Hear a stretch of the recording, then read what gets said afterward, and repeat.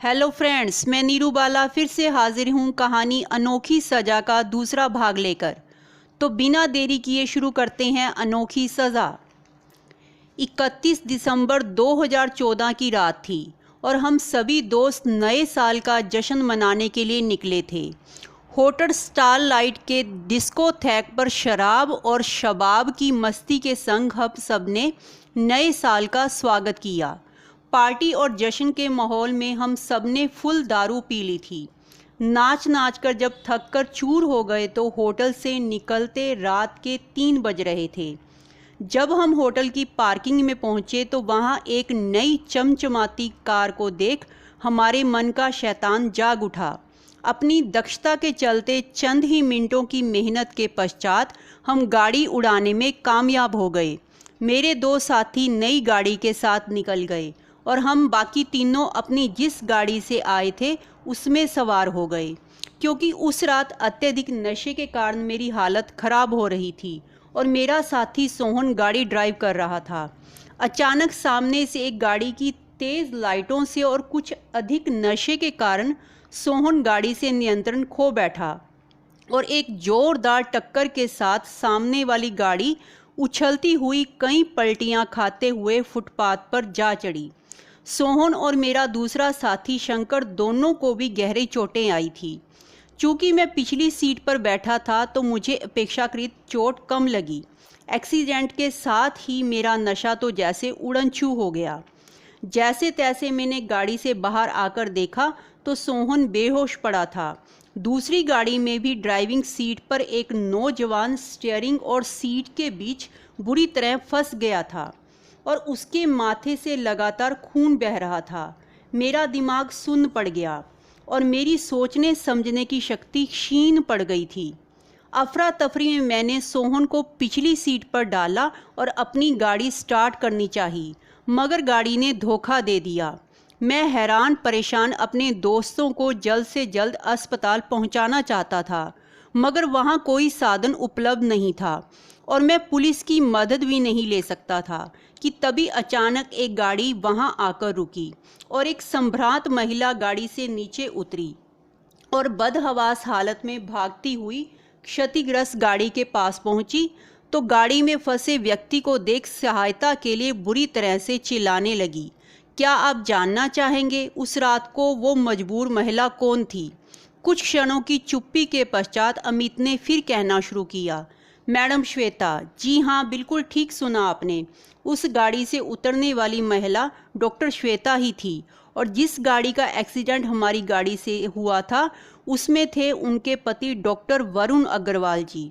जी हाँ, सूर्य अस्पताल के फाउंडर डॉक्टर वरुण, जो गाड़ी में बुरी तरह फंसे हुए थे और मैडम श्वेता चीखते चिल्लाते मदद के लिए गुहार लगा रही थी। मैंने जल्दी जल्दी अपने दोनों घायल साथियों को डॉक्टर श्वेता की गाड़ी में डाला और वहां से भागने की कोशिश की, क्योंकि मुझे पता था कि अगर हम पुलिस के हत्थे चढ़ गए तो इस बार हमें लंबे समय के लिए अंदर जाना होगा। परंतु जैसे ही मैंने गाड़ी स्टार्ट की तो डॉक्टर श्वेता तुरंत मेरी गाड़ी के आगे आकर खड़ी हो गई और अपने पति को बचाने के लिए मदद की भीख मांगने लगी। मैंने गाड़ी से उतर बेरहमी से उन्हें धक्का देते हुए एक और गिरा दिया, मगर वह चीते की फुर्ती सी उठी और गाड़ी का दरवाज़ा खोल चाबी निकाल ली। मैं गुस्से में आग बबूला हो उठा, मगर उन्होंने मुझसे कहा, देखो तुम जो कोई भी हो, तुम्हारे साथी घायल हैं और उन्हें तुरंत सहायता की ज़रूरत है। मैं तुम्हारी मदद कर सकती हूँ, बशर्ते तुम मेरे पति को बचाने में मेरी मदद करो, और मैं तुमसे वादा करती हूँ कि तुम्हारे खिलाफ कोई कानूनी कार्यवाही भी नहीं होगी। ना जाने मैडम श्वेता की बातों ने मुझ पर क्या जादू किया। मैंने यंत्रवत उनके कहे अनुसार गहन मुशक्कत कर डॉक्टर वरुण को गाड़ी में से निकालकर मैडम की गाड़ी में लिटा दिया। डॉक्टर श्वेता ने ड्राइविंग सीट संभाल ली। पति की नाजुक हालत और एक्सीडेंट की घबराहट की वजह से मैडम का गाड़ी पर नियंत्रण नहीं हो पा रहा था। बहुत ही धीमी गति से गाड़ी चलाते हुए वो आगे बढ़ रही थी तो मेरे सब्र का बांध टूट गया। मैंने कहा, मैडम यदि इसी गति से हम अस्पताल जाएंगे तो पीछे जो तीन घायल पड़े हैं उनकी डेड बॉडी ही वहां पहुंचेगी।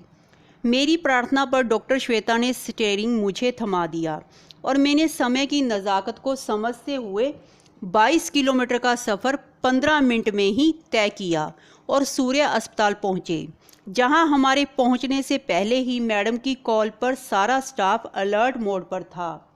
चंद ही पलों में घायल मरीजों को ऑपरेशन थिएटर तक पहुंचा दिया गया।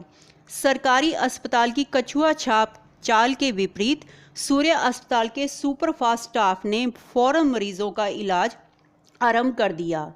जब मैंने मैडम श्वेता को डॉक्टरी कोट पहने स्टाफ को हिदायतें देते सुना तो मुझे एहसास हुआ कि ये पेशे से एक डॉक्टर हैं और एक कर्मचारी से पता चला कि हमारी गाड़ी से घायल होने वाला शख्स इस अस्पताल के मालिक और मैडम के पति डॉक्टर वरुण हैं।